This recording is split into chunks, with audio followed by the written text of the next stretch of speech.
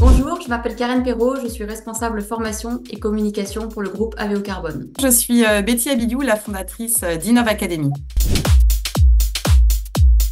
Alors chez AVO Carbone, jusqu'ici, la formation elle était réalisée plutôt de manière indépendante, sans approche globalisée. Donc vraiment, la finalité de ce projet, c'était de véritablement harmoniser les savoir-faire au sein du groupe et d'assurer la montée en compétence de tous les collaborateurs dans tous les pays.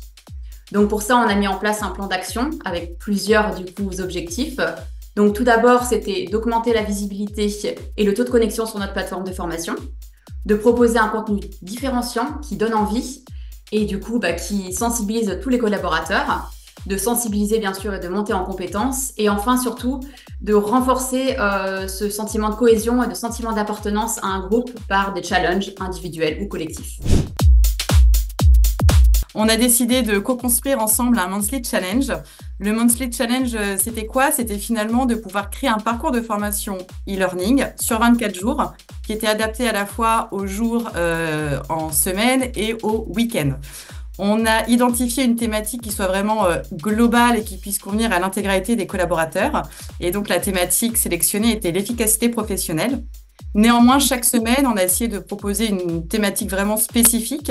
Donc, on a pu créer des contenus à la fois sur gérer son temps, ses priorités, gérer son stress, améliorer la communication et aussi gagner en confiance pour être plus efficace dans son travail au quotidien. Au total, il faut comprendre que ça représente environ 50 minutes quand même de formation par semaine et donc à peu près 3 heures de formation qui ont été réalisées sur l'intégralité du Monthly Challenge. Et puis l'objectif que l'on avait, encore une fois, pour les faire revenir sur la plateforme, ça a été vraiment de créer et de varier les activités pédagogiques. Donc on a proposé des podcasts, des vidéos pédagogiques, des séquences interactives, des défis individuels et collectifs, et encore aussi des exercices de relaxation pour les week-ends. Alors la mise en place de ce parcours a véritablement révolutionné en fait la manière de voir la formation et de penser la formation au sein du groupe.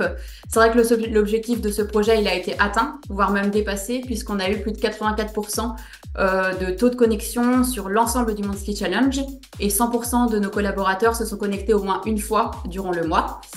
Le projet a été très apprécié par nos collaborateurs parce que donc 90% ont vraiment apprécié cette formation et 95% de nos salariés disent qu'ils vont utiliser cette formation dans leur apprentissage professionnel.